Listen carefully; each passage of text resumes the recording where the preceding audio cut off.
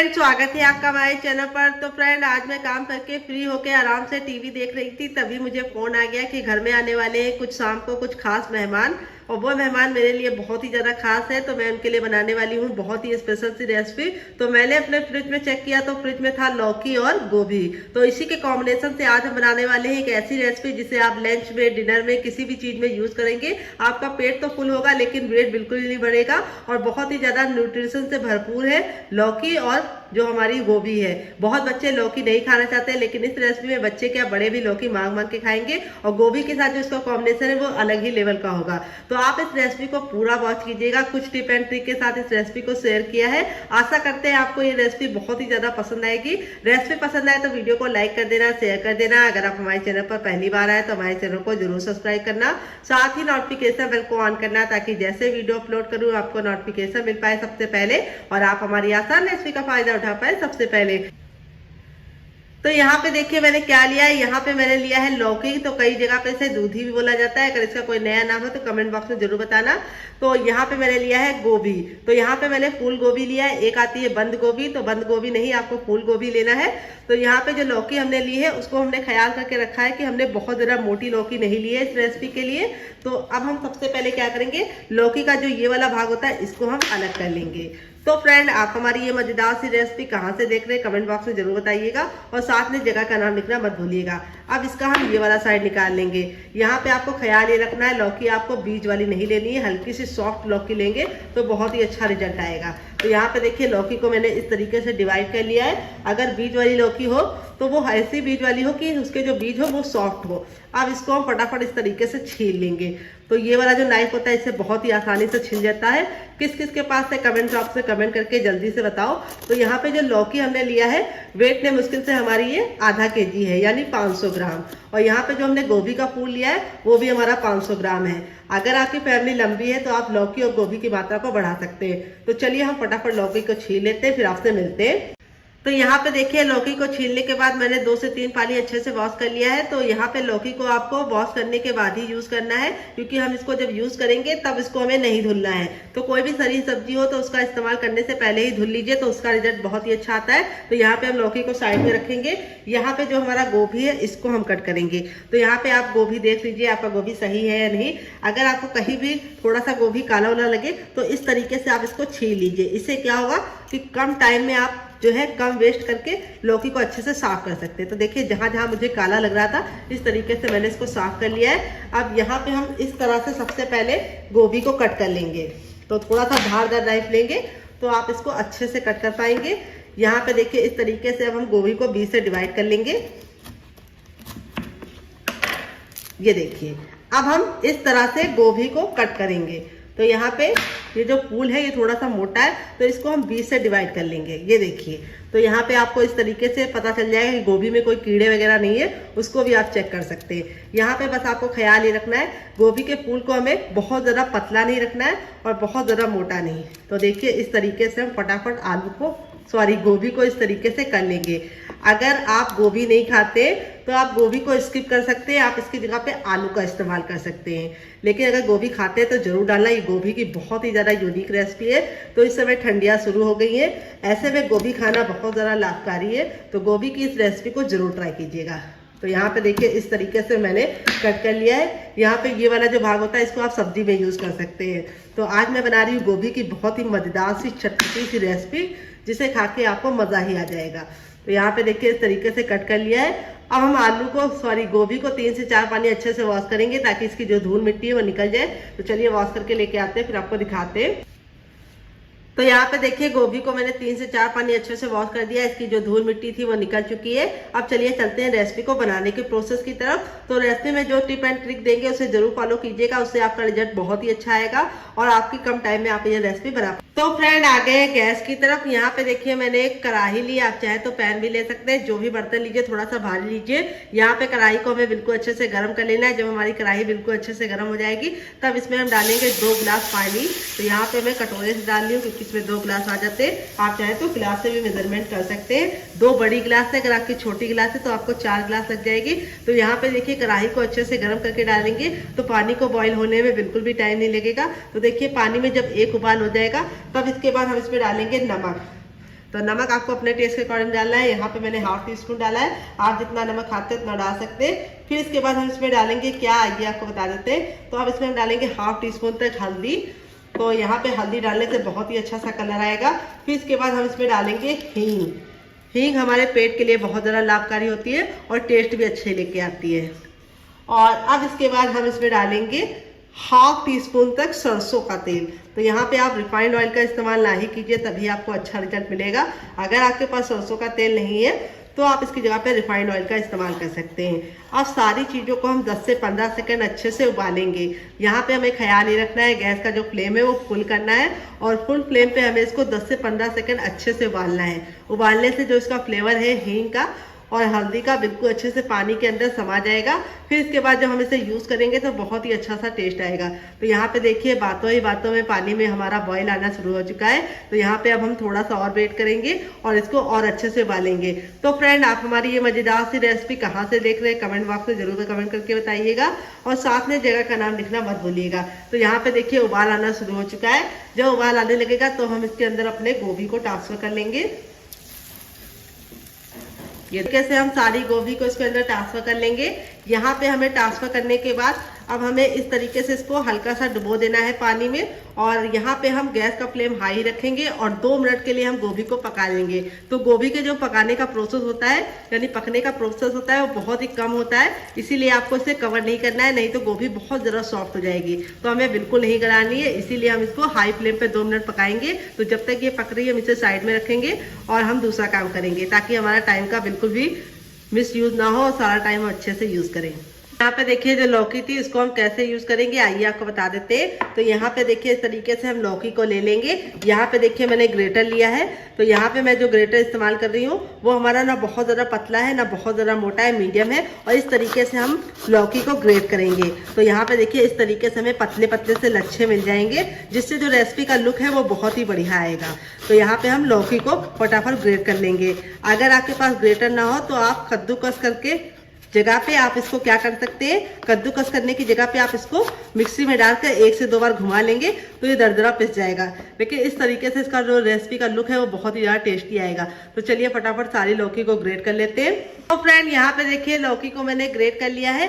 यहाँ पे हमें लौकी का पानी बिल्कुल भी निकालने की जरूरत नहीं है। अगर हम पानी निकाल देंगे तो लौकी का जो सारा पोर्शन है वो निकल जाएगा। तो हम ऐसे ही लौकी का इस्तेमाल करेंगे।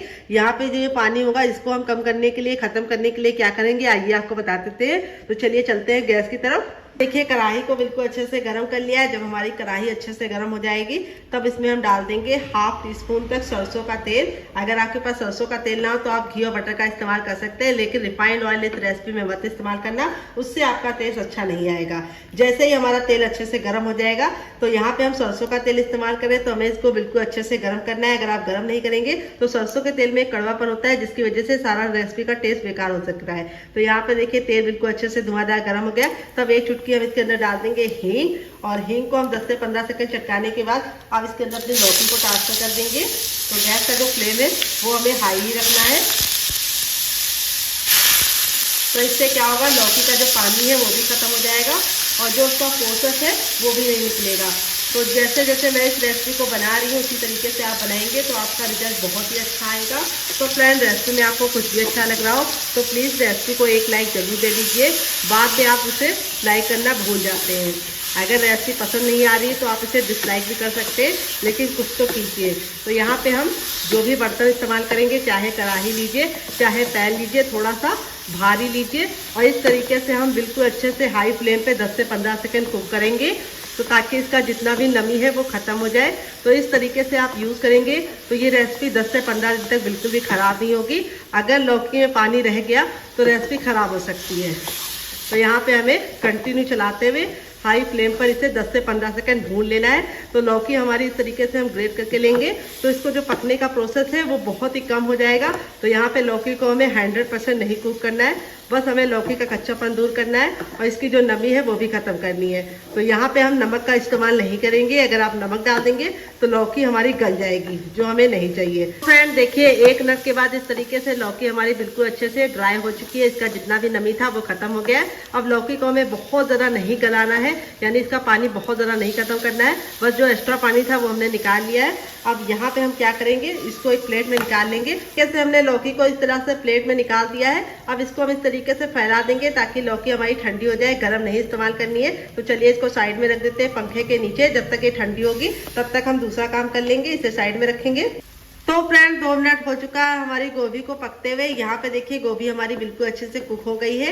यहाँ पे हमारी गोभी बिल्कुल भी ओवर कुक नहीं हुई है क्योंकि हमने इसको कवर नहीं किया था। तो आपका रिजल्ट भी ऐसे ही आएगा अगर आप मेरी बताई टिप एंड ट्रिक को फॉलो करेंगे। और यहाँ पे देखिए हल्दी डालने की वजह से कितना खूबसूरत सा कलर आया है। अब इसको हम इस तरीके से निकाल लेंगे एक बर्तन में। यहाँ पे हमें पानी का इस्तेमाल नहीं करना है, तो इसलिए हमें सिर्फ गोभी लेनी है। और ये पानी आप लोग वेस्ट मत कीजिएगा, आप इसको ग्रेवी में यूज कर सकते हैं। अगर आप कोई भी सब्जी बना रहे हैं तो उसके अंदर ये पानी को यूज कर लीजिए, या फिर आप अगर आटा गूंद रहे हैं तो इस पानी से आटा गूंद के पराठे आप बना सकते हैं, लेकिन रोटी मत बनाइएगा। तो चलिए यहाँ पे देखिए मैंने गोभी को निकाल लिया है। तो यहाँ पे देखिए गोभी हमारी काफी ज़्यादा गर्म है, तो इसको हम ठंडा होने के लिए छोड़ देंगे। तो जब तक ये ठंडा होगा हम इसे साइड में रखेंगे और आगे का काम करेंगे। फ्रेंड यहाँ पे देखिए मैंने एक पैन लिया है, पैन को बिल्कुल अच्छे से गर्म कर लेंगे। ना इसके अंदर घी डालेंगे, ना बटर डालेंगे, ना ही ऑयल डालेंगे। जब हमारा पैन अच्छे से गर्म हो जाएगा तब इसके बाद इसमें 1/2 टीस्पून हम डालेंगे सौंफ, और इसी के साथ हमने 1 चुटकी इसके अंदर डाल दी है हींग सौंफ के साथ ही। फिर इसमें हम डालेंगे ब्लैक पेपर यानी काली मिर्च, जो हमें ज़्यादा नहीं डालना है, सिर्फ हमें डालना है 7 से 8। फिर इसके बाद हम इस पे डालेंगे साबुत धनिया, नहीं डालेंगे, साबुत जीरा डालेंगे। फिर इसके बाद हम इस पे डालेंगे 1 साबुत खड़ी लाल मिर्च, जिसको हम इस तरीके से तोड़कर डाल देंगे। और यहाँ पे हम सारी चीज़ों को 10 से 15 सेकंड भून लेंगे। यहाँ पे हमें ख्याल ये रखना है कि यहाँ पे हमें इसको काला नहीं करना है, भूनने से बहुत ही अच्छा फ्लेवर आएगा। और दूसरी बात, जो मसालों का मॉइस्चर होगा वो भी खत्म हो जाएगा और इस रेसिपी को आप लंबे समय तक स्टोर कर पाएंगे। तो यहाँ पे देखिए इस तरीके से मैंने भून लिया। जब ये चटकने लगे तब गैस के फ्लेम को बंद कर देंगे और इसे एक प्लेट में निकाल कर ठंडा कर लेंगे। तो यहाँ पे देखिए मैंने क्या लिया है, यहाँ पे मैंने लिया है छोटा वाला ईमान दस्ता। अगर आपके पास ये ना हो तो आप छोटा वाला मिक्सी जार भी ले सकते हैं। यहाँ पे देखिए जो मसाले मैंने भून के लिए थे बिल्कुल अच्छे से ठंडे हो गए, ये हम इसके अंदर ट्रांसफर कर देंगे। और इसी के साथ हम इसमें थोड़ा सा नमक ऐड कर देंगे, 1/2 टीस्पून तक। और यहाँ पे हम इसको हल्का सा दरदरा सा कूट लेंगे। यहाँ पे ख्याल ये रखना है कि हमें इसका फाइन पाउडर नहीं बनाना है। तो अगर आपके पास ये ना हो तो आप इसे मिक्सी जार में एक बार डाल के ग्राइंड कर लीजिएगा, बस एक बार चला के, ताकि ये दरदरा पिस जाए। तो चलिए इसको कूट लेते हैं। तो फ्रेंड देखिए इस तरीके से मैंने इसको दरदरा कूट लिया है। चलिए आपको निकाल के दिखा देते हैं। तो देखिए इस तरीके से मैंने इसको दरदरा रखा है, इससे इसका लुक भी बहुत ही अच्छा आएगा और टेस्ट भी अच्छा आएगा।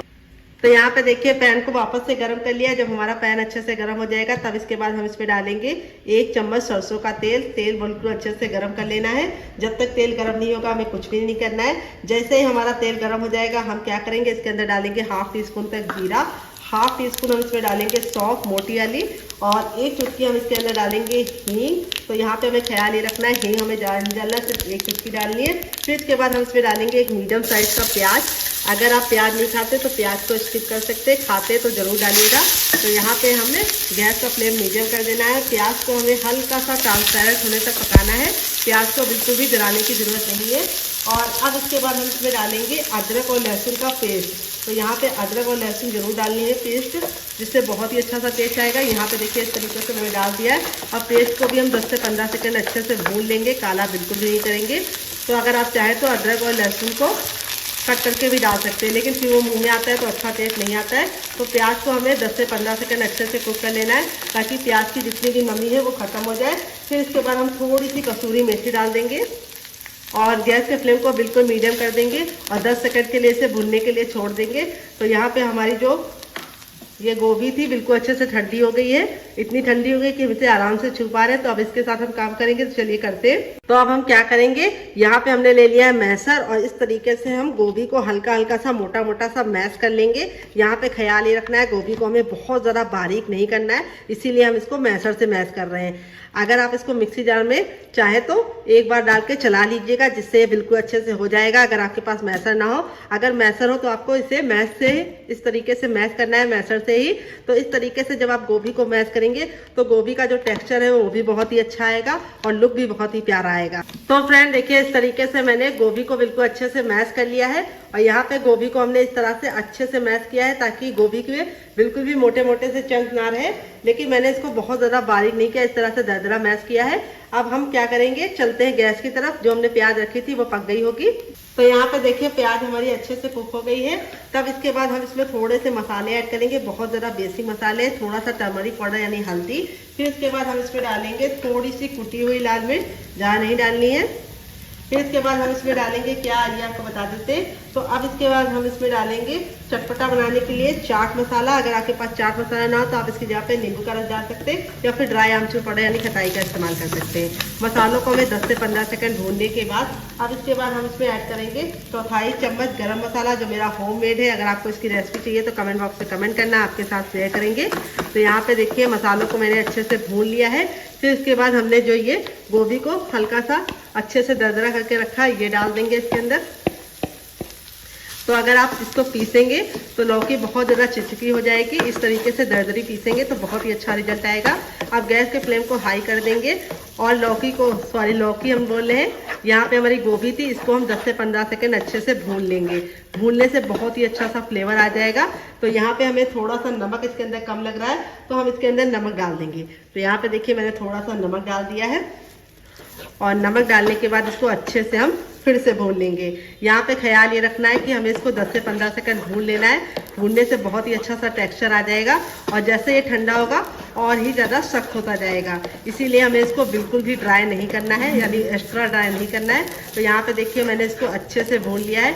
अब इसके अंदर मैं डालूंगी फ्रेश हरा धनिया, जिससे बहुत ही सुंदर सा लुक आएगा। तो यहाँ पे आपको ख्याल ये रखना है कि हरा धनिया में बिल्कुल भी नमी नहीं होनी चाहिए। हरा धनिया को अच्छे से वॉश करने के बाद पैन के नीचे रख दीजिएगा, जब ड्राई हो जाए तब इसको कट करके डालिएगा। तो चलिए हरा धनिया कट करके डालते हैं।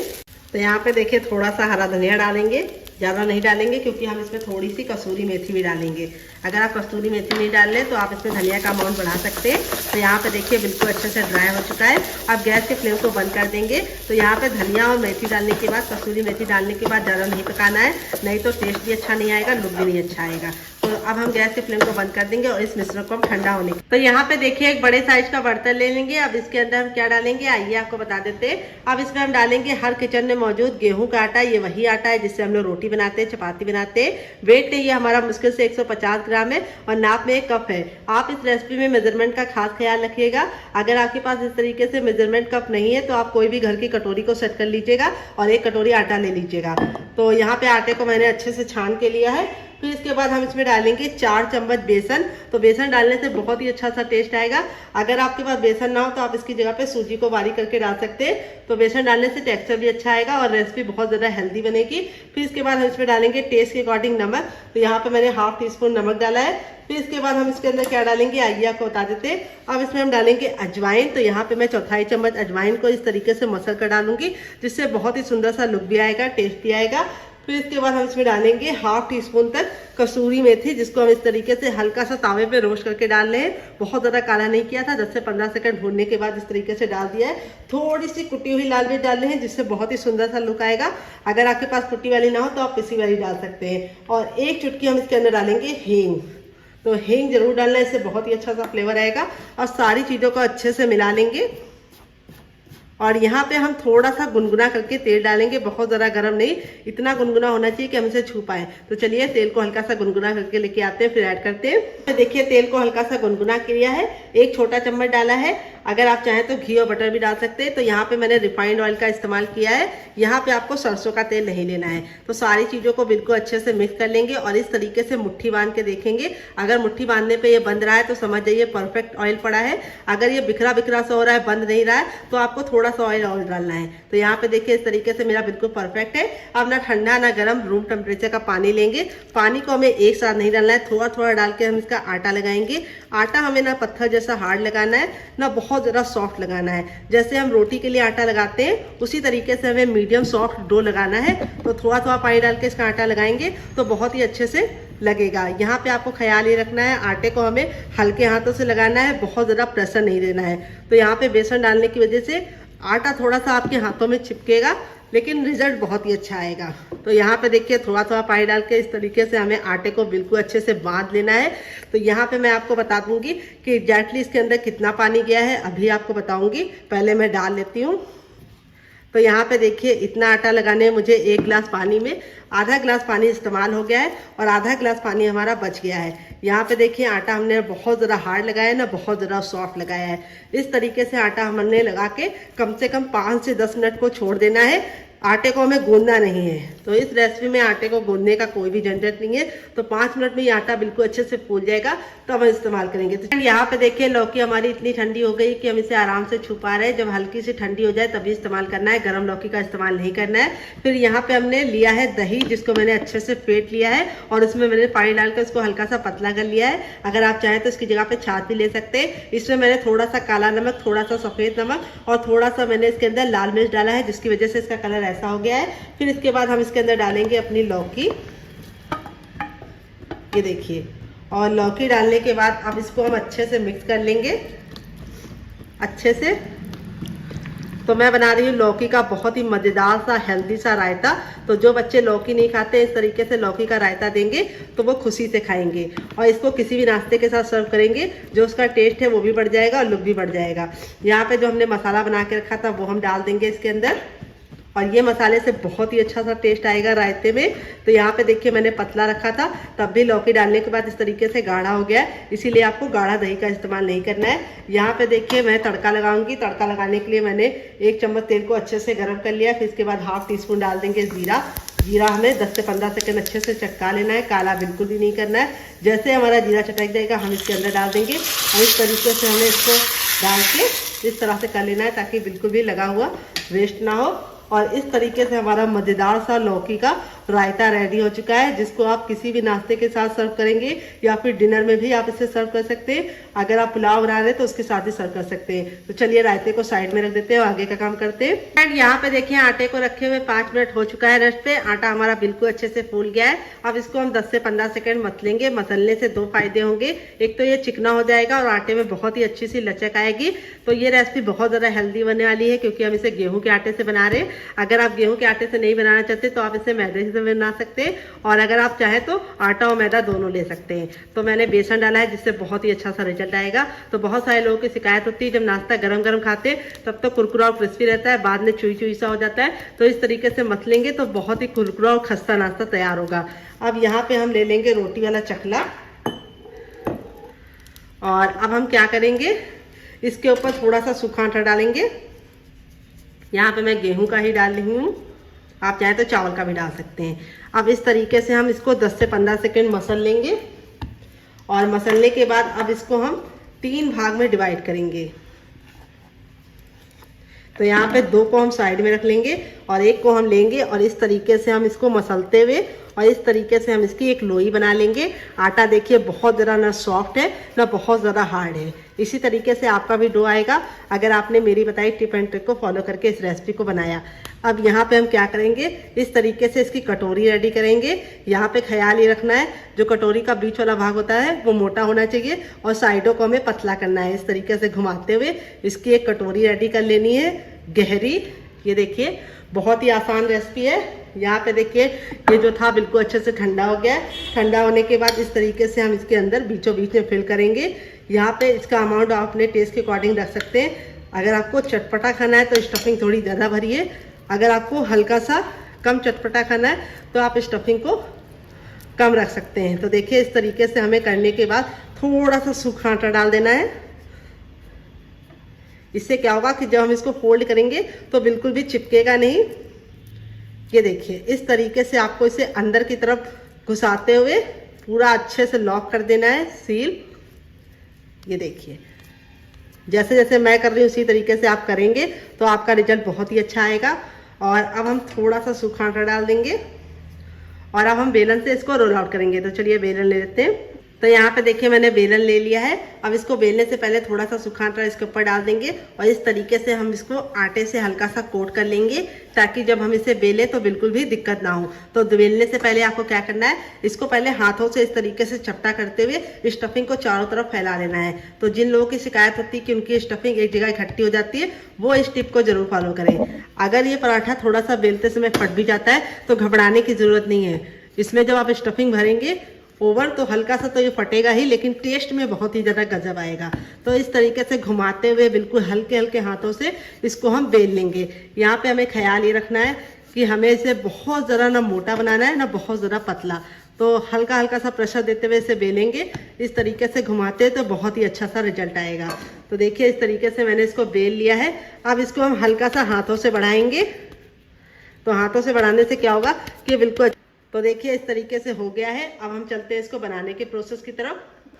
तो फ्रेंड यहाँ पे देखिए मैंने एक पैन लिया, आप चाहे तो तावा भी ले सकते हैं। पैन को बिल्कुल अच्छे से गर्म कर लेंगे। जब हमारा पैन गर्म हो जाएगा तो इसके अंदर ना घी डालेंगे, ना बटर डालेंगे, ना ही ऑयल डालेंगे।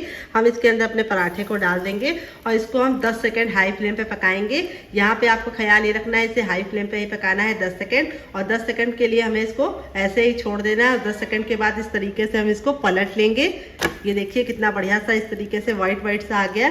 अब इसको हम धीमी धीमी आंच पर 2 मिनट के लिए सेकेंगे। पराठे को बनाने के लिए आपको जो गैस का फ्लेम है वो मीडियम रखना है, हाई नहीं रखना है। अगर आप हाई रखेंगे तो पराठे ऊपर से तो सिक जाएंगे, लेकिन अंदर से खस्ता और कुरकुरे नहीं बनेंगे। तो यहाँ पे हम 2 मिनट के लिए इसे धीमी धीमी आंच पर पकाएंगे। बहुत सारे लोग गलती क्या करते हैं, सबसे पहले तेल डालते हैं, फिर उसके बाद उसके ऊपर डाल देते हैं रोटी यानी पराठे वाला। ये गलती आपको नहीं करना है। पहले आपको इस तरीके से जैसे मैं बता रही हूँ उस तरीके से पका लेना है और पकने के बाद ही इसके अंदर ऑयल या बटर या घी जिसका भी चाहे इस्तेमाल करेंगे। तो चलिए 2 मिनट के लिए पकने देते हैं। तो फ्रेंड 2 मिनट हो चुका है धीमी धीमी आंच पर पराठे को पकाते हुए। अब इसको हम टर्न करके देखेंगे। तो देखिए इस तरीके से हल्के हल्के से चिट्टे आने लगे हैं। तब इसके बाद हम इस पर डाल देंगे देसी घी। तो यहाँ पे मैं पराठे को बनाने के लिए देसी घी का इस्तेमाल कर रही हूँ। आप चाहे तो बटर ऑयल या फिर सरसों का तेल भी ले सकते हैं, लेकिन पराठे अगर बना रहे हैं तो देसी घी से बनाएंगे तो बहुत ही अच्छा सा रिजल्ट आएगा। ये मेरा घर का बना घी है। अगर आपको इसकी रेसिपी चाहिए तो कमेंट बॉक्स में कमेंट करना, आपके साथ शेयर करेंगे। तो इस तरीके से हम घी को अच्छे से लगा देंगे। तो देखिए इस तरीके से लगाने के बाद अब हम क्या करेंगे, इसको पलट देंगे और अब हम दूसरे साइड भी लगाएंगे। तो टोटल मैं इसके अंदर एक पराठे के अंदर 1 चम्मच घी का इस्तेमाल कर रही हूँ। अगर आप लोग बहुत कम घी खाते हैं तो आप इसे आधे चम्मच में भी बना सकते हैं, लेकिन घी के साथ अगर 1 चम्मच डालेंगे घी तो इसके साथ पराठे का जो लुक है वो भी अच्छा आएगा, टेस्ट भी अच्छा आएगा और पराठा बहुत ही सोना सोना सा और क्रिस्पी सा बनकर तैयार होगा। तो इस तरीके से घी हमारा थोड़ा सा ठंडा है, तो इस तरह से हम इसको इस तरह से घुमाते हुए चारों तरफ फैला लेंगे। अब धीमी धीमी आंच पर एक साइड से हम इसको पकने देंगे कम से कम 2 मिनट के लिए। तो एक पराठे बनाने में आपको कम से कम 3 मिनट का टाइम लगेगा। पराठे बहुत ही अच्छे से स्टफिंग भर के बने हैं, इसीलिए धीमी धीमी आंच पर सेकेंगे तो बहुत ही अच्छा सा रिजल्ट आएगा। तो यहाँ पे देखिए पराठों पे कितना सुंदर सा लुक आ गया है। अब इस तरीके से हम चम्मच को घुमा घुमा कर इस तरह से इसको करेंगे। इससे क्या होगा, पराठा हर साइड से पकेगा। अब हम इसको क्रिस्पी बनाने के लिए क्या करेंगे, आइए आपको बताते हैं। तो हम पराठे को क्रिस्पी बनाने के लिए इस तरीके से चम्मच का इस्तेमाल करेंगे। ये जो फ्लैट वाला चम्मच होता है, अगर आपके पास ये ना हो तो आप इसकी जगह पे मैशर भी ले सकते हैं। मैशर से आप इसको दबा दबा के अच्छे से सेक सकते हैं। अब इसको हम पलट देंगे। ये देखिए कितना सुंदर सा खस्ता सा पराठा रेडी हो रहा है। तो पराठा हमारा बहुत ज़्यादा क्रिस्पी है, इसलिए हल्का सा इस तरह से क्रैक आने लगते हैं। इसका मतलब है कि ये पराठा अंदर तक बहुत ही अच्छे से कुक हो रहा है, बहुत ज़्यादा खस्ता बनना है। तो अगर आपके इस तरीके से क्रैक आ जाए तो घबराने की ज़रूरत नहीं है। पराठा आपका बहुत ही गजब का बनेगा, बहुत ज़्यादा टेस्टी बनेगा। और स्टफिंग हल्की हल्की सी अगर बाहर निकल जाती है तो जो उससे पराठे का लुक है वो बहुत ही अच्छा आता है, टेस्टी बढ़ जाता है। तो इस तरीके से दबा दबा के हम इसको 10 से 15 सेकंड हाई फ्लेम पे पका लेंगे, क्योंकि पराठा हमारा बिल्कुल अच्छे से डन हो चुका है। कितना प्यारा सा कलर आ गया है। तो आप इसे बहुत ज़्यादा लाल करके भी खा सकते हैं। अगर आप बहुत ज़्यादा क्रिस्पी पसंद करते हैं तो इस तरीके से लाल करके खाइए, जैसे मैं बना रही हूँ। तो इस तरीके से हमारा दबा दबा के अच्छे से पराठा रेडी हो चुका है। तो चलिए इसको सर्व करके आपको इसका फाइनल रिजल्ट दिखाते हैं कि पराठा हमारा कितना मजे का बना है। बनकर रेडी हो चुका है हमारा गोभी का बहुत ही ज़्यादा मजेदार सा पराठा और लौकी का रायता। देख लीजिए इसका फाइनल रिजल्ट कितना ज़्यादा खूबसूरत लग रहा है। चलिए मैं आपको करीब से दिखाती हूँ पराठा कितना ज़्यादा क्रिस्पी बना है। ये देखिए बहुत ही ज़्यादा क्रिस्पी बना है, काफ़ी ज़्यादा जल रहा है। तो यहाँ पे मैं आपको इस तरीके से तोड़ के दिखाती हूँ कितना ज़्यादा खस्ता बना है। और लेयर देखिए कितनी ज़्यादा क्रिस्पी बनी है। और ये देखिए स्टफिंग आपको दिखाते हैं, ये देखिए कितने बराबर से इसके अंदर फिल है। पूरे पराठे में हमारी स्टफिंग भर भर के भरी है।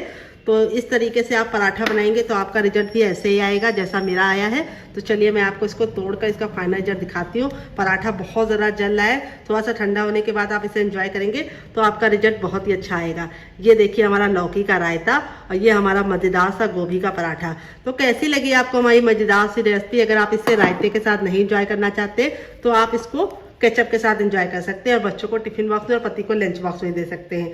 अगर आप चाहें तो इसे ग्रीन चटनी के साथ, मोमो चटनी के साथ या फिर चाय के साथ एंजॉय कर सकते हैं। बहुत ही ज़्यादा खस्ता पराठा बना है और बहुत ज़्यादा सॉफ्ट है। ये देखिए कितना ज़्यादा गर्म है और इस तरीके से आपका रिजल्ट भी आएगा। बहुत ज़्यादा जल रहा है, तो आप इस रेसिपी को बनाइए, खाइए, अपनी फैमिली वालों को खिलाइए। तो चलिए, मुझसे तो वेट नहीं हो रहा है, मैं जा रही हूँ इसे एंजॉय करने। रेसिपी में कुछ भी अच्छा लगे तो प्लीज़ एक लाइक जरूर देना। अगर आप हमारे चैनल पर पहली बार आए तो हमारे चैनल को जरूर सब्सक्राइब कर दीजिएगा। और लौकी के रायते के साथ जो गोभी का पराठे का कॉम्बिनेशन है वो इतना ज़्यादा टेस्टी लगता है कि आप एक बार बना लेंगे तो इसके दीवाने हो जाएंगे। तो चलिए, मुझसे तो वेट नहीं हो रहा है, मैं जा रही हूँ एंजॉय करने। आप भी बनाइए, खाइए, अपनी फैमिली वालों को खिलाइए। और रेसिपी कैसी लगी कमेंट बॉक्स में कमेंट करके बताइएगा। और रेसिपी में कुछ भी अच्छा लगे तो एक लाइक जरूर कीजिएगा। मिलते हैं बहुत ही जल्दी नई रेसिपी के साथ। अपना ख्याल रखें। Love you all, bye and take care.